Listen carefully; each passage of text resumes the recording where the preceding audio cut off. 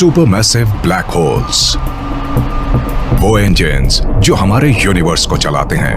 आपको बता दूं, सुपरमैसिव ब्लैक होल्स गैलेक्सीज के एवोल्यूशन में सबसे बड़ा रोल निभाते हैं। सुपरमैसिव ब्लैक होल्स नहीं होंगे तो न मिल्की वे गैलेक्सी होगी, न ही सन, न अर्थ, न आप। वो यूनिवर्स में लगभग हर गैलेक्सी का सेंट्रल ड्राइविंग फोर्स हैं। वो हमारे यूनिवर्स का सबसे भयानक और अजीब पहलू था और उन्हें देखकर मुझे बहुत हैरानी होती है। अब एक नई मिस्ट्री सामने आई है जो सुपरमैसिव ब्लैक होल से जुड़ी है। हमें ये तो पता है कि अर्ली यूनिवर्स में सुपरमैसिव ब्लैक होल्स थे, लेकिन ये नहीं पता कि वो इतने कम समय में इतने बड़े कैसे हो गए। हमें उनके फॉर्मेशन की कुछ जानकारी है, पर क्या हम उनके तेजी से बढ़ने की मिस्ट्री को सुलझा पाएंगे?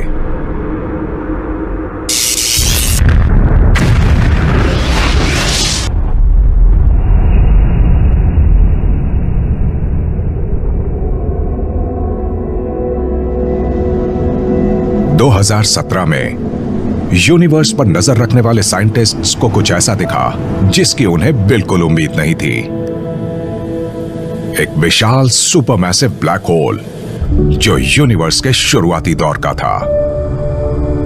वो बिग बैंग के करीब 69 करोड़ साल बाद बना था। उस वक्त यूनिवर्स की आज की एज के मुकाबले 5 या 6% रही होगी। प्राचीन यूनिवर्स में एक सुपरमैसिव ब्लैक होल का होना बच्चों के फुटबॉल मैच में किसी प्रोफेशनल प्लेयर के होने जैसा है।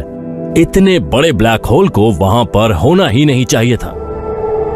सुपरमैसिव ब्लैक होल सिर्फ वक्त से पहले ही नहीं बना था, बल्कि वो बहुत बड़ा था। उसका मास हमारे सन का 80 करोड़ गुना था। बस कुछ ही करोड़ सालों में यूनिवर्स में करीब 1 अरब सन्स मटेरियल कोलैप्स होकर एक जायंट ब्लैक होल बन गया और हम समझ नहीं पा रहे हैं कि ऐसा कैसे हो सकता है। ब्लैक होल्स को हमारे सन के मास यानी सोलर मासेस में मेजर किया जाता है। रेगुलर या stellar black holes 100 solar masses तक के होते हैं। सुपरमैसिव ब्लैक होल्स का मास 1 लाख से अरबों सन्स के बराबर होता है और साइंटिस्ट्स को अर्ली यूनिवर्स में ऐसे लगभग 100 ब्लैक होल्स का पता चला है। हम ये देखकर हैरान थे कि बिग बैंग के बाद उनमें से एक भी कैसे मौजूद था। सच कहूं तो शुरुआत में हमें ये अजीब लगा, पर फिर हमें पता चला कि ऐसे ब्लैक होल्स बहुत बड़ी संख्या में हैं और वो यूनिवर्स की शुरुआत से एग्जिस्ट कर रहे हैं। ये कमाल की बात थी। ऐसा माना जा रहा है कि सुपरमैसिव ब्लैक होल से यूनिवर्स के एवोल्यूशन और उसकी डेस्टिनी को जानने में मदद मिलेगी। एस्ट्रोनॉमर्स उन्हें समझने की कोशिश कर रहे हैं। सुपरमैसिव ब्लैक होल के ओरिजिन और यूनिवर्स में इतनी जल्दी बन जाने के बारे में समझना एक ऐसी कामयाबी होगी जो एस्ट्रोनॉमी और एस्ट्रोफिजिक्स को हमेशा के लिए बदल कर रख देगी।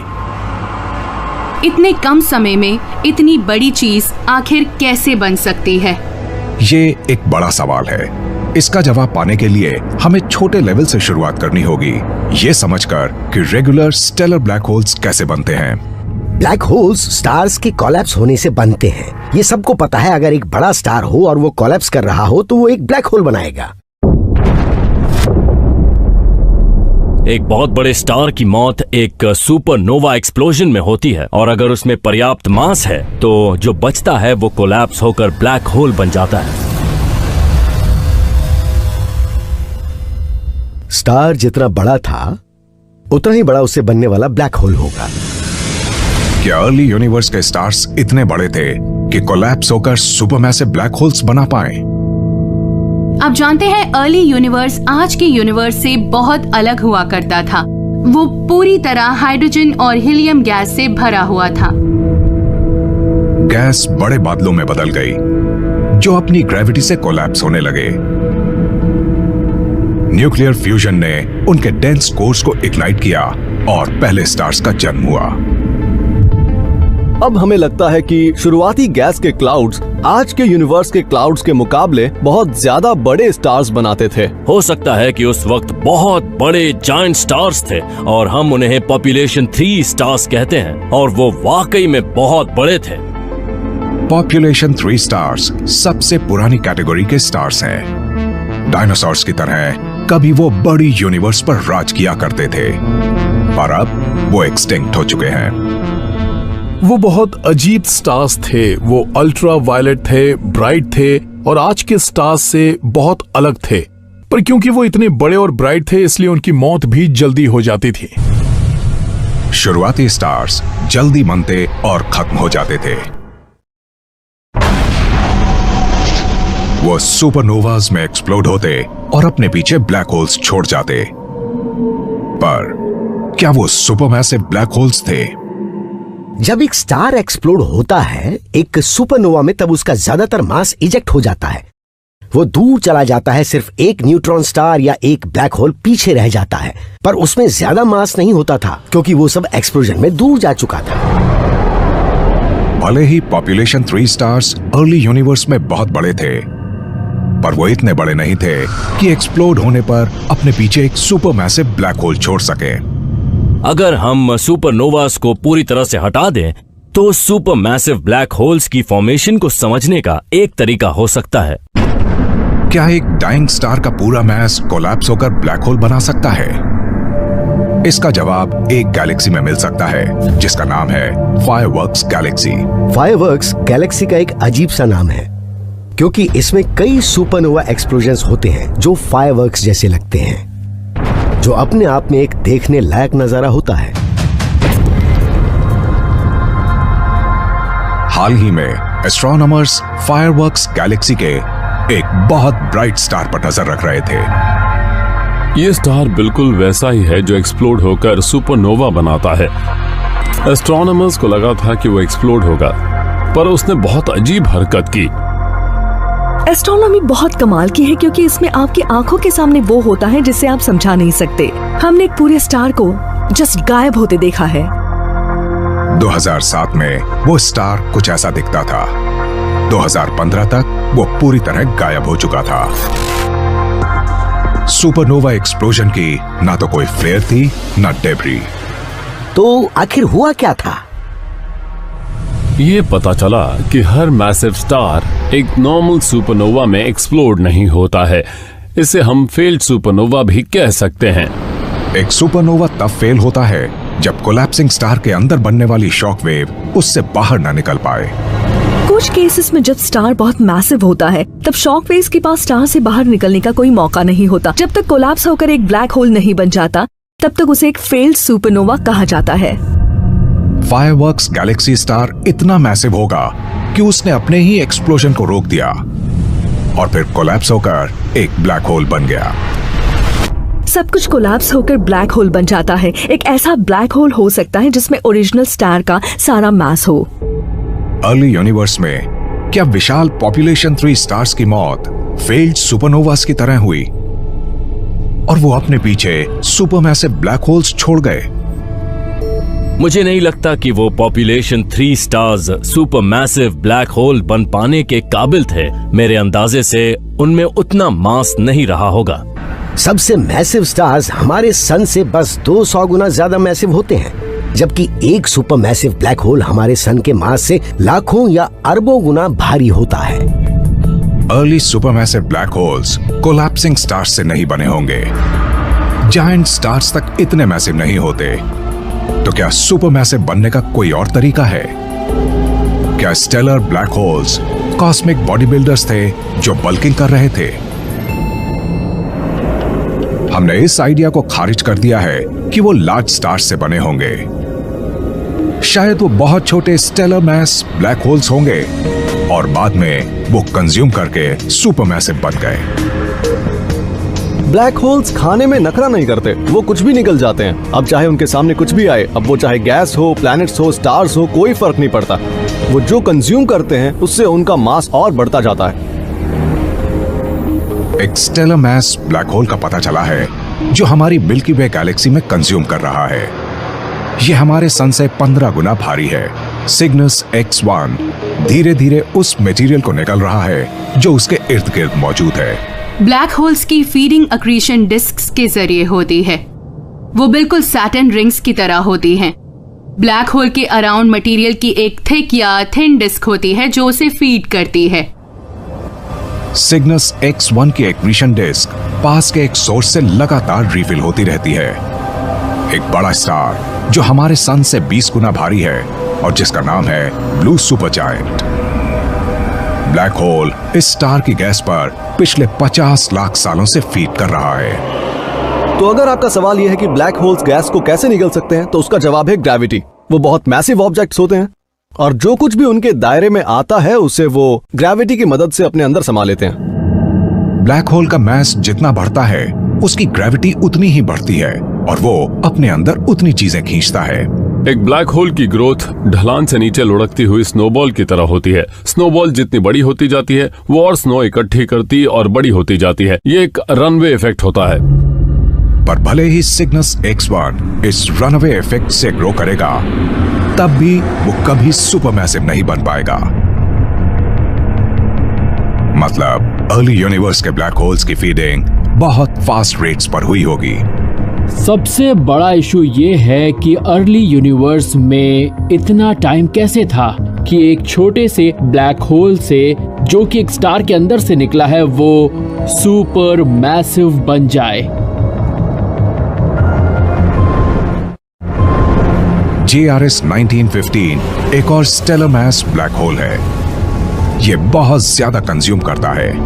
इसका कंजम्पशन रेट सिग्नस X1 के मुकाबले लगभग 40 गुना है।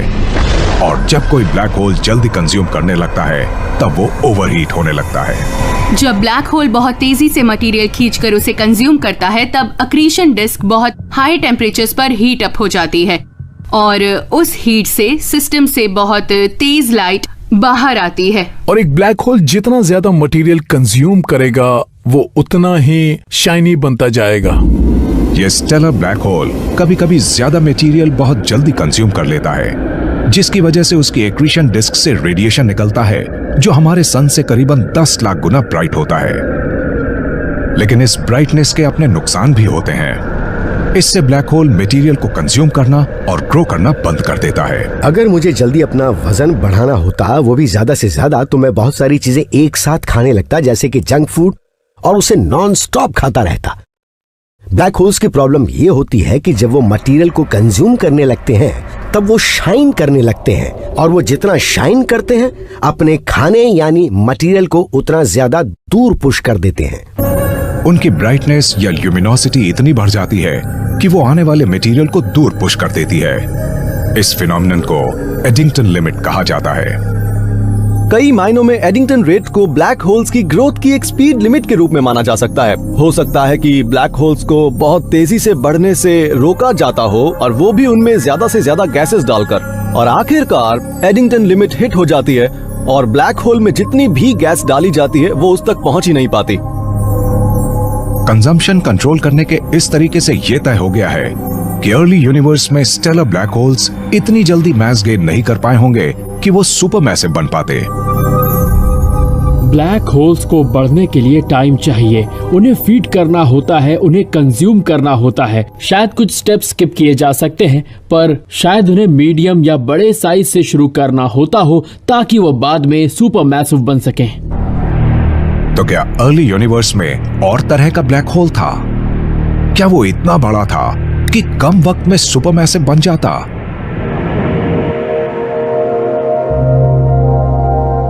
– 2017 में एस्ट्रोनॉमर्स ने एक डेंस स्टार क्लस्टर को स्टडी किया जिसका नाम था 47 टूकनी, जो हमारी गैलेक्सी के बाहरी हिस्से पर था। उन्हें 25 पल्सार्स डिटेक्ट हुए जो कॉस्मिक लाइट हाउसेस की तरह घूमते और रेडिएशन छोड़ रहे थे। वो पल्सर्स किसी सेंट्रल ऑब्जेक्ट का चक्कर लगा रहे थे, और भले ही हम उस ऑब्जेक्ट को देख नहीं पाए, हम पल्सर्स के ऑर्बिट से उसके बिहेवियर को समझ रहे थे, और उससे पता चला कि वो सेंट्रल ऑब्जेक्ट कितना बड़ा था। जब कैलकुलेशंस की गई तब हमें पता चला कि उसका मास सन से 1500 से 2000 गुना था। यह उस ग्लोबुलर क्लस्टर के बीचों में छुपा हुआ था। तो वो इनविजिबल ऑब्जेक्ट आखिर है क्या? 47 टुकनी के बीचों बीच जो कुछ भी छुपा है वो जरूर बहुत ज्यादा बड़ा है, और वो ब्लैक कलर का है। एस्ट्रोनॉमर्स का मानना है कि वो एक बड़ा ब्लैक होल है जिसका मास सन से 1500 गुना है। वो ऑब्जेक्ट एक रेगुलर स्टेलर ब्लैक होल से कहीं ज्यादा बड़ा है, पर सुपरमैसिव होने के लिए बहुत छोटा है। तो क्या वो असल में एक इंटरमीडिएट मास ब्लैक होल है?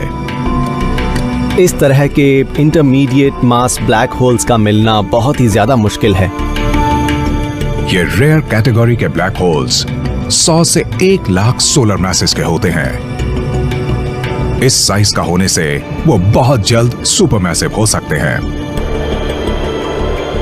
इंटरमीडिएट मास ब्लैक होल से ही शायद सुपर मैसिव ब्लैक होल्स का जीवन शुरू होता है। एस्ट्रोनॉमर्स इंटरमीडिएट मास ब्लैक होल्स की तलाश कर रहे हैं। उन्होंने शायद सुपरमैसिव ब्लैक होल्स की ग्रोथ में बिल्कुल किसी बीज की तरह काम किया होगा, पर अभी तक उनकी खोज नहीं हो पाई है। वो मिसिंग लिंक की तरह है और ये बात उन पर लागू होती है क्योंकि वो मिसिंग है। सोचिए कि आप एक एलियन हैं और आप अर्थ पर आए हैं और आपको इंसानों के बारे में बहुत कम जानकारी है, और जब आप आसपास देखते हैं तो आपको छोटे छोटे बच्चे या बड़े लोग ही दिखाई देते हैं। आप टीनेजर्स को नहीं पहचान पाते। आप ये तो समझ जाएंगे कि बच्चे बाद में बड़े बन जाते हैं, लेकिन वो बड़े कैसे बनते हैं इसके बारे में आपको कुछ भी पता नहीं चल पाएगा। इस इंटरमीडिएट स्टेज को आप नहीं समझ पाएंगे। ये आपके लिए बहुत अजीब होगा, है ना? सुपरमैसिव ब्लैक होल्स के केस में यही होता है। वो एक यूनिवर्स है जिसमें टीनेजर्स नहीं होते। सितंबर 2020 तक हर किसी का यही मानना था, जब ग्रेविटेशनल वेव्स स्टडी कर रहे साइंटिस्ट्स को दूर यूनिवर्स में हो रहे एक एक्सट्रीम इवेंट का सिग्नल मिला। रिसर्चर्स उन चीजों की तलाश कर रहे हैं जिन्हें ग्रेविटेशनल वेव्स कहते हैं। वो स्पेस में लहरों की तरह होती हैं। ज्यादातर सिग्नल्स चिड़िया की आवाज की तरह होते हैं और ये बहुत ही खास तरह की नॉइस होती है जो कुछ इस तरह की होती है। लेकिन वो इवेंट इतना एक्सट्रीम और अचानक हुआ कि वो नॉइस कुछ इस तरह की निकली। सुनिए। यूनिवर्स में दूर से आने वाली वो आवाज इंटरमीडिएट ब्लैक होल हंटर्स के लिए किसी म्यूजिक से कम नहीं थी, क्योंकि उसकी पिच का बस एक ही मतलब था। ऐसी नॉइस तभी आई होगी जब दो बहुत ही बड़े ब्लैक होल्स आपस में टकराए होंगे और उनसे एक कंबाइंड ब्लैक होल बना होगा जिसका मास हमारे सन से 142 गुना ज्यादा होगा। तो जरा सोचिए ये कितना ज्यादा बड़ा होगा। तो ये देखने के बाद हम ऐसा कह सकते हैं कि कुछ इसी तरह से इंटरमीडिएट ब्लैक होल की खोज हुई थी। वो इंटरमीडिएट ब्लैक होल का पहला कंफर्म्ड ऑब्जर्वेशन था। एक इंटरमीडिएट ब्लैक होल का डायरेक्ट एविडेंस मिलना बहुत ही कमाल की बात होती है। इससे अच्छा और कुछ नहीं हो सकता। अब ये तय हो गया है कि इंटरमीडिएट ब्लैक होल्स एग्जिस्ट करते हैं, पर क्या उनसे अर्ली यूनिवर्स में सुपरमैसिव ब्लैक होल्स का पता चल सकता है? दरअसल इंटरमीडिएट ब्लैक होल से ही सुपर मैसिव ब्लैक होल्स की शुरुआत हुई होगी। ये जरूर अर्ली यूनिवर्स में बहुत पहले बन गए और इनसे ही सुपर मैसिव ब्लैक होल्स बने होंगे, जो शायद बिग बैंग होने के बहुत कम वक्त के बाद ही एग्जिस्टेंस में आ गए थे। इंटरमीडिएट ब्लैक होल्स आखिर बनते कैसे हैं? हाल ही में डिस्कवर किया गया ब्लैक होल दो छोटे ब्लैक होल्स से बना था। वो गैस के बड़े क्लाउड से भी बन सकता था। देखिए, ऐसा होना भी मुमकिन है कि अर्ली यूनिवर्स में गैस के बहुत बड़े क्लाउड्स रहे हों जिन्होंने अपनी एनर्जी बहुत जल्दी खो दी हो और कोलैप्स होकर फाइनली उन्होंने इतने बड़े साइज का एक ब्लैक होल बना दिया हो। गैस का वो बड़ा क्लाउड कॉन्ट्रैक्ट होकर ज्यादा से ज्यादा डेंस हो रहा होगा, ठीक वैसे जैसे स्टार्स बनाते वक्त डेंस होता है। पर इस केस में उसने एक स्टार नहीं बनाया, बल्कि वो एक बड़े ऑब्जेक्ट में कोलैप्स हो गया जो एक इंटरमीडिएट मास ब्लैक होल बन गया। एक बड़े गैस क्लाउड का डायरेक्ट कोलैप्स होकर एक इंटरमीडिएट मास ब्लैक होल बनना बहुत शानदार नजर आ रहा होगा। आपको लगता है कि वो जायंट क्लाउड कोलैप्स होते होते ब्लैक होल बन जाएगा, पर असल में ये होता है कि जायंट क्लाउड ब्लैक होल।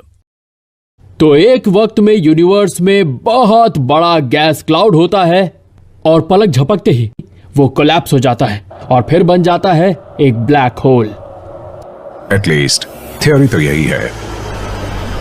एक गैस क्लाउड के डायरेक्ट कोलैप्स से एक ब्लैक होल बनना बहुत मुश्किल है।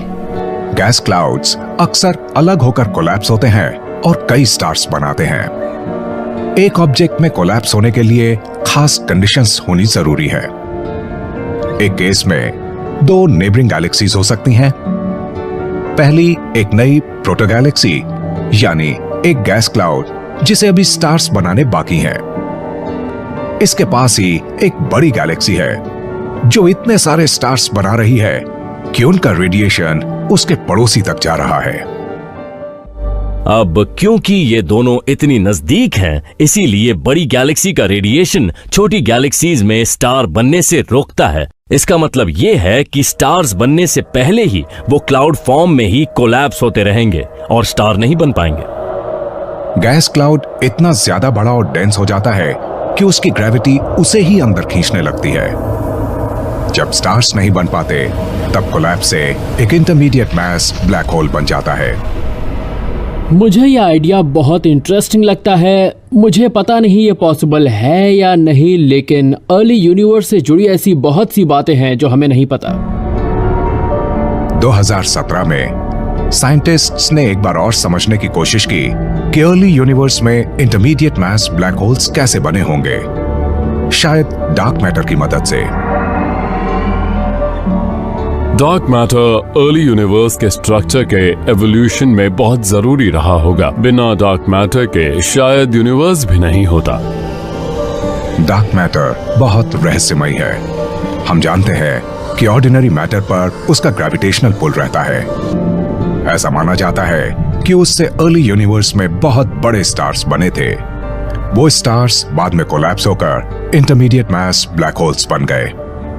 ये आइडिया कुछ इस तरह का है। बिग बैंग के 10 करोड़ साल बाद डार्क मैटर जो पूरे यूनिवर्स को अपनी ग्रेविटी से कंट्रोल कर रहा था, बड़े बड़े लम्प्स बना रहा था, तब रेगुलर मैटर की सुपरसोनिक स्ट्रीम्स रही होंगी जिन्हें बिग बैंग के बाद डार्क मैटर के ग्रेविटेशनल क्लस्टर्स की तरफ भेज दिया गया होगा जहां वो एक साथ मिल रहे थे। जब साइंटिस्ट ने इसका सिमुलेशन तैयार किया तब उन्होंने पाया कि डार्क मैटर की स्ट्रॉन्ग ग्रेविटी गैस के बड़े क्लाउड्स को खींच सकती थी। आप एक्चुअली संचित कर सकते हैं। जैसे मान लीजिए सन के मास के 34,000 गुना बड़े स्टार जैसे ऑब्जेक्ट को बनाया गया होगा। वो कोलैप्स होकर एक ब्लैक होल बनाने के लिए काफी है। 34,000 सोलर मैसेस का एक ब्लैक होल इंटरमीडिएट मास कैटेगरी में फिट हो सकता है। वो इतना बड़ा रहा होगा कि एक सुपर मैसिव ब्लैक होल बना सके। ये मुमकिन है कि डार्क मैटर जो बिग बैंग के 10 करोड़ साल बाद गैस की स्ट्रीम्स को डायरेक्शन दे रहा था, इन सुपरमैसिव ब्लैक होल्स के बीच की तरह हो। इंटरमीडिएट मास ब्लैक होल्स चाहे कैसे भी बने हो, पर उनसे अर्ली यूनिवर्स में सुपरमैसिव ब्लैक होल्स को अच्छी तरह एक्सप्लेन किया जा सकता है। अब सवाल ये है कि वो बड़े कैसे हुए। इस बीज से एक ऐसा ब्लैक होल कैसे बना जिसका मास सन से 1 अरब गुना था। शायद शुरुआती इंटरमीडिएट मास ब्लैक होल्स की भूख बहुत बड़ी थी। वो फीड करते करते सुपरमैसिव बन गए और यूनिवर्स उन्हें जो भी सर्व करता गया वो उसे कंज्यूम करते गए।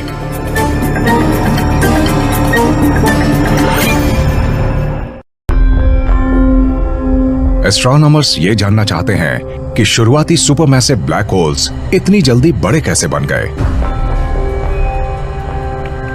क्या उनकी शुरुआत इंटरमीडिएट मास ब्लैक होल्स के तौर पर हुई जो बड़े साइज के मील्स कंज्यूम करते थे?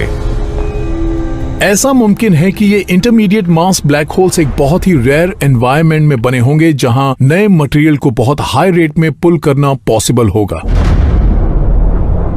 अभी तक हमारे पास बस एक ही इंटरमीडिएट मास ब्लैक होल का डायरेक्ट एविडेंस है और हम ये नहीं जानते कि वो कैसे फीड करता या बड़ा होता है, लेकिन हम इसे बड़े ब्लैक होल से समझ सकते हैं। 2019 में रिसर्चर्स ने सुपरमैसिव ब्लैक होल्स की तलाश की जो अभी भी फीड कर रहे हैं। उन्हें यूनिवर्स के शुरुआत के 12 क्वेज़ार्स का पता चला है। क्वेज़र्स यूनिवर्स के सबसे ब्राइट ऑब्जेक्ट्स होते हैं और वो तब बनते हैं जब एक गैलेक्सी के सेंटर में एक सुपरमैसिव ब्लैक होल गैस और डस्ट कंज्यूम कर रहा हो और उसमें बहुत ज्यादा अमाउंट में एनर्जी और रोशनी निकल रही हो। इन अर्ली गैलेक्सीज के आसपास बहुत बड़े गैस रिजर्वॉयर्स होते हैं जिन्हें हाइड्रोजन हेलोस कहते हैं। ये बढ़िया है क्योंकि ये उन सुपरमैसिव ब्लैक होल्स के फ्यूल का काम करते हैं ठंडी गैस उन ब्लैक होल्स में जाकर उन्हें फीड कर सकती है। इस ठंडी गैस के बड़े हेलोज भी स्टार्स के बिल्डिंग ब्लॉक्स होते हैं। हाइड्रोजन के ये बहुत ही बड़े हेलोज जो अर्ली गैलेक्सीज के पास होते हैं, इन्हें इस्तेमाल किया जाता है पावर स्टार फॉर्मेशन में। स्टार फॉर्मेशन एक ऐसा खतरनाक प्रोसेस है जिससे एक गैलेक्सी में टर्ब्यूलेंस आ सकता है। उस टर्ब्यूलेंस से गैस ब्लैक होल के अंदर चली जाती है और उससे ब्लैक होल और भी बड़ा हो जाता है। हाइड्रोजन हेलोज ने अर्ली सुपरमैसिव ब्लैक होल्स को बड़ा होने में मदद की होगी। इसी प्रोसेस से इंटरमीडिएट मास ब्लैक होल्स को तेजी से बड़ा होने में मदद मिली होगी। क्या सबसे बड़े ब्लैक होल से हमें उसके वजन बढ़ने के अलग तरीके पता चल सकते हैं? अक्टूबर 2019 में एस्ट्रोनॉमर्स ने टेलीस्कोप्स की मदद से एक क्लियर गैलेक्सी को एक्सप्लोर किया जिसका नाम था M77। ये गैलेक्सी हमारे इतनी ज्यादा नजदीक है कि हम बहुत आसानी से इसके सेंट्रल इंजन को स्टडी कर सकते हैं, वो भी बहुत ज्यादा बारीकी से। ना सिर्फ हमें इसका ब्राइट कोर, इसका ब्राइट न्यूक्लियस दिख रहा है, बल्कि हम इसके स्पाइरल आर्म्स और गैलेक्सी का स्ट्रक्चर भी देख सकते हैं। हम देख सकते हैं कि ये किस तरह से अरेंज्ड है। जब हमने M77 के सेंट्रल सुपरमैसिव ब्लैक होल को स्टडी किया तो हम हैरान रह गए। उसकी फीडिंग सिर्फ एक नहीं बल्कि 2 अक्रीशन डिस्क से हो रही थी जो उल्टी दिशा में घूम रही थी। अक्सर एक ब्लैक होल के पास सारी गैस एक ही दिशा में घूमती है, जिससे गैस का एक स्लो फॉल होता है और फीडिंग भी स्लो होती है। इस केस में एक डिस्क एक तरफ घूम रही है तो दूसरी डिस्क उल्टी दिशा में। यह बहुत अनस्टेबल है और इससे ढेर सारी गैस ब्लैक होल के अंदर एब्जॉर्ब हो सकती है। इन डिस्क्स का मटेरियल बिल्कुल एक बड़े रेडी टू ईट मील जैसा है, पर डिनर तब तक नहीं दिया जाएगा जब तक बाहरी डिस्क स्लो नहीं हो जाती। अगर एक गैलेक्सी के सेंटर में एक ब्लैक होल है और आप एक ऑर्बिट में इतनी तेजी से चक्कर लगा रहे हैं कि आपका ऑर्बिट मेंटेन्ड हो, तो आप कभी ब्लैक होल में नहीं गिरेंगे। आप बस अपने ऑर्बिट में हमेशा चक्कर लगाते रहेंगे, ठीक वैसे जैसे अर्थ सन का चक्कर लगाती है। अगर आपको ब्लैक होल में जाना है तो आपको अपनी स्पीड कम करनी पड़ेगी। बाहरी अक्रीशन डिस्क धीरे धीरे धीमी होती जाएगी और उसका ऑर्बिट इनर डिस्क के पास आता जाएगा।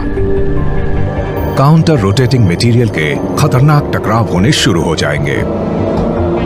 डबल एक्रीशन डिस्क होना बिल्कुल 2 सोडा कैंस एक साथ पीने जैसा है। आपको वो टेस्टी तो लगेगा, पर आपके अंदर बहुत सारी गैस भी बनेगी जो खतरनाक साबित हो सकती है। कुछ लाख सालों में ये डबल डिस्क आपस में भयानक रूप से टकराएंगी और इनका सारा material central supermassive black hole में चला जाएगा। वो एक ही बार में सब कुछ निकल जाएगा और एक बहुत बड़ा कॉस्मिक बर्प होगा।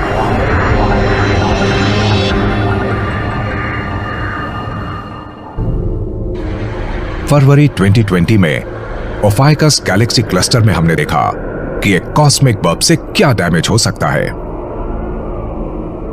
ओफाइकस गैलेक्सी क्लस्टर बहुत सारी गैलेक्सीज का एक कलेक्शन है जो आपस में ग्रेविटी से जुड़ी हुई हैं और उन गैलेक्सीज के बीच में गैस है।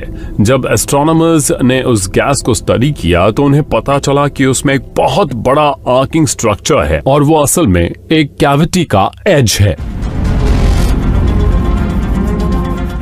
उस गैस में बहुत बड़ा होल है और वो हमारी पूरी मिल्की वे गैलेक्सी से 15 गुना ज्यादा बड़ा है। इतना तो पक्का है कि इस होल के बनने में कुछ बहुत ही ज्यादा खतरनाक हुआ होगा। इस बबल का साइज मुझे बहुत हैरान कर रहा है। हमें इस गैस में जो होल दिखा है उसकी चौड़ाई करीब 10 लाख मिलियन लाइट ईयर्स है। जिस बर्प से ये कैविटी बनी होगी वो बहुत ज्यादा पावरफुल रहा होगा। इसके बारे में कई आइडियाज हैं, पर सिर्फ एक है जो इसे एक्सप्लेन कर सकता है कि ये एक सुपरमैसिव ब्लैक होल है। एक सुपरमैसिव ब्लैक होल जो अचानक बहुत लालची हो गया।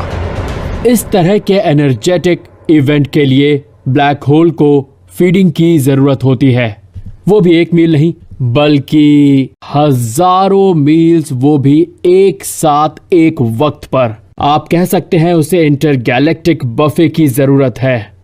शायद अतीत में इस ब्लैक होल में जो भी मटेरियल गिरता जा रहा था ये उसे निगलता जा रहा होगा। ये बहुत ज्यादा गर्म हो गया और ये जेट्स में बहुत ज्यादा मटेरियल को बाहर की तरफ शूट करने लगा जो डिस्क के पोल से बाहर आया और वो तेजी से गैस को चीरते हुए गया जिससे कि ये एक बड़ी कैविटी बन गई। उस विशाल कॉस्मिक बर्ब से सुपरमैसिव ब्लैक होल का खाना उससे बहुत दूर चला गया और उसका बफे वहीं पर समाप्त हो गया जिससे उसकी ग्रोथ भी रुक गई। अगर एक इंटरमीडिएट मास ब्लैक होल इतना लालच करता तो उसका भी यही हाल होता। ये वजन बढ़ाने और सुपरमैसिव बनने का सही तरीका नहीं है। ये वो तरीका नहीं है जिससे कि अर्ली सुपरमैसिव ब्लैक होल्स इतने बड़े साइज के हो गए। क्या और कोई तरीका है जिससे supermassive black holes early universe में बिना ओवर ईटिंग किए बने थे? शायद ब्लैक होल्स आपस में टकराकर बहुत बड़े साइज के बन गए। नवंबर 2018 में जब एस्ट्रोनॉमर्स पास की सैकड़ों गैलेक्सीज को इंफ्रारेड लाइट से स्कैन कर रहे थे तब उन्हें कुछ अविश्वसनीय दिखा। कुछ गैलेक्सीज में सिर्फ एक नहीं बल्कि 2 सुपरमैसिव ब्लैक होल थे। क्या ब्लैक होल्स की इन जोड़ियों से यूनिवर्स के शुरुआती दौर में उनके इतनी जल्दी बड़े हो जाने का रहस्य सुलझ सकता है? वो इंफ्रारेड इमेजेस जिनमें गैलेक्सी के सेंटर में एक सुपर मैसिव ब्लैक होल की जोड़ियां थी वो कॉमन नहीं था और सच में उन इमेजेस को देखकर मैं पूरी तरह हैरान रह गया। सुपरमैसिव ब्लैक होल्स की ये जोड़ियां इसलिए मौजूद हैं क्योंकि 2 गैलेक्सीज मर्ज हुई थीं। अब तक हमने यूनिवर्स के बारे में जो समझा है वो ये है कि गैलेक्सीज शुरुआत में छोटी होती हैं और बाकी गैलेक्सीज से टकराकर बड़ी बनती हैं, तो एक दूसरे के आसपास चक्कर लगाती हैं और भयानक हमला करती हैं। वो बहुत खतरनाक होता है। जब गैलेक्सीज मर्ज होती हैं, तब सेंट्रल सुपरमैसिव ब्लैक होल्स भी मर्ज होते हैं। वो एक दूसरे से टकराते हैं और कंबाइन होकर एक बड़ा ब्लैक होल बनाते हैं। Galaxy scale mergers supermassive black holes के लिए सबसे अच्छे ग्रोथ मैकेनिज्म में से एक हैं। शायद अर्ली यूनिवर्स में स्टेलर या इंटरमीडिएट मास के ब्लैक होल्स कई बार मर्ज हुए होंगे। वो इतने भारी हो गए होंगे कि अंत में वो सुपरमैसिव हो गए होंगे। हमें नहीं पता कि अर्ली यूनिवर्स में सुपरमैसिव ब्लैक होल मर्जर्स कितने कॉमन थे, पर हमें लगता है कि वो आज से ज्यादा कॉमन थे क्योंकि तब गैलेक्सीज बहुत पास थी। आज हमें जो सुपरमैसिव ब्लैक होल्स दिखते हैं उन्हें बनाने में लाखों मर्जर्स हुए होंगे जो अपने आप में काफी मुश्किल रहा होगा।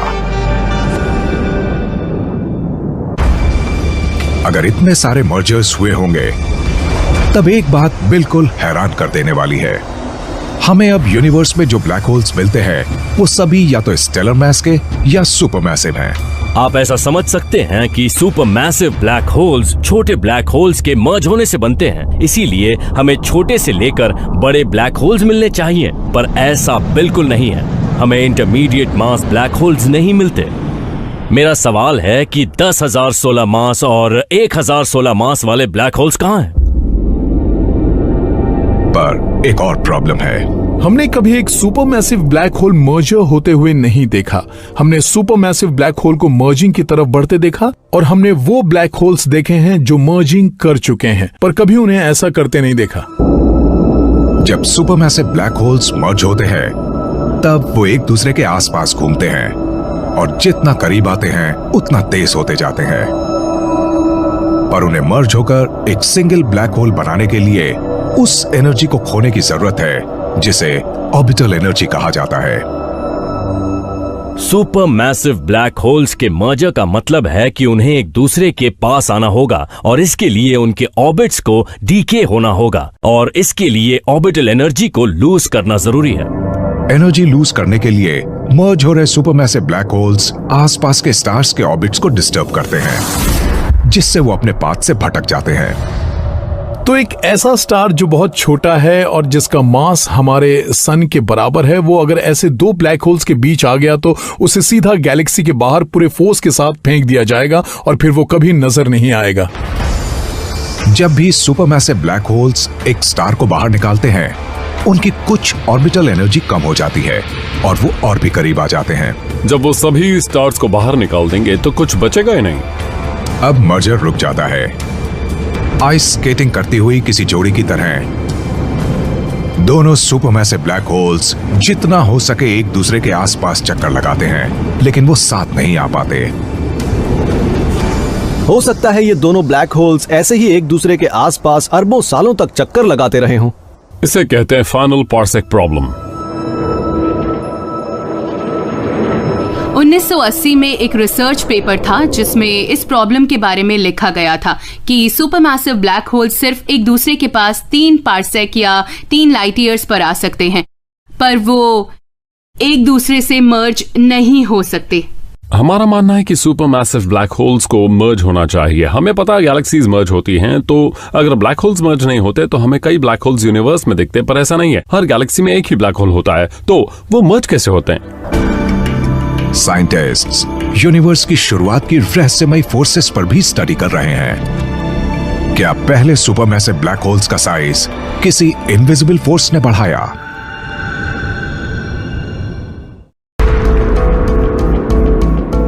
कॉस्मोलॉजी की सबसे बड़ी मिस्ट्रीज में से एक है कि पहले सुपरमैसिव ब्लैक होल्स इतनी जल्दी इतने बड़े कैसे बन गए। हमें लगता है कि मर्जर से हमें इसका जवाब मिल जाएगा।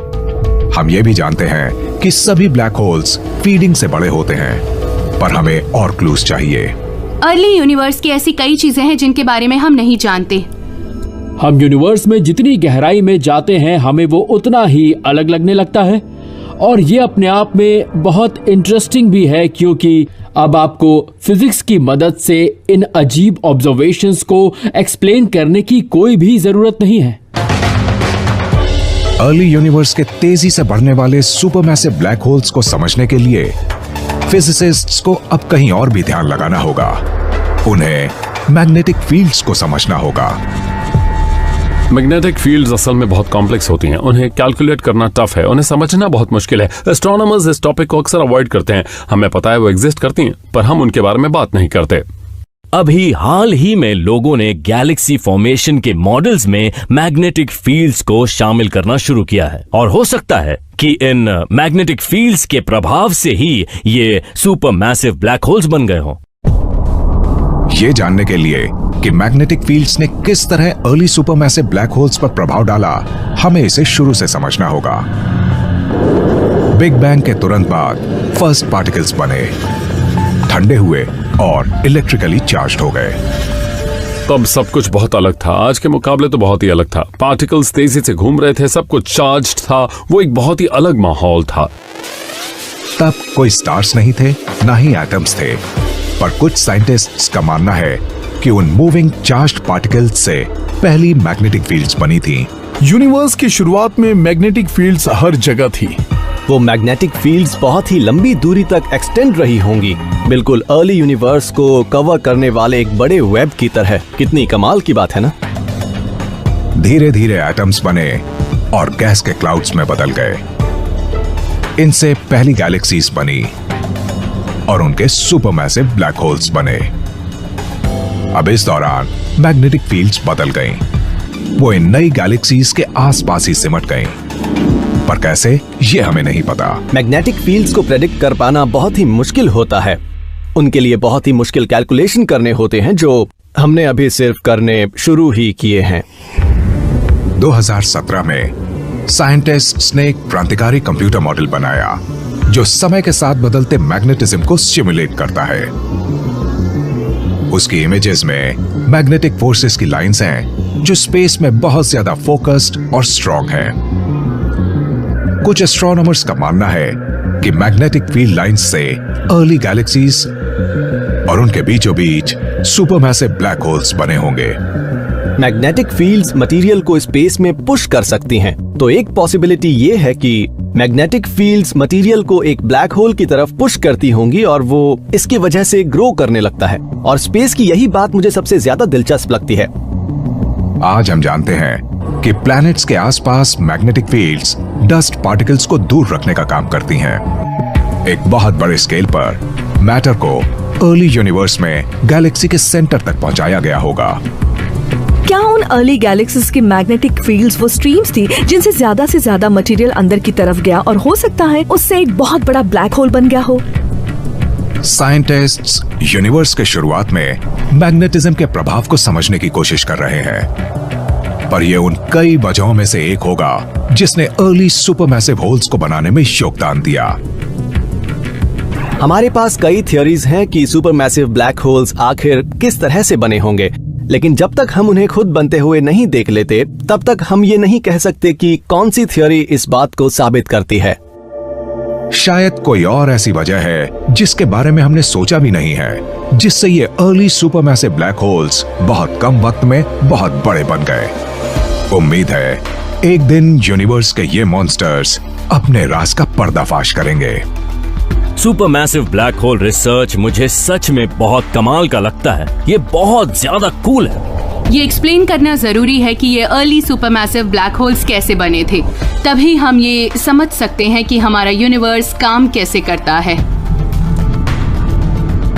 Supermassive black holes cosmic change के इंजन्स हैं। वो मैटर का एक बहुत बड़ा सेंटर है और क्योंकि वो इतने बड़े हैं इसलिए उनसे गैलेक्सीज का एवोल्यूशन हो सकता है।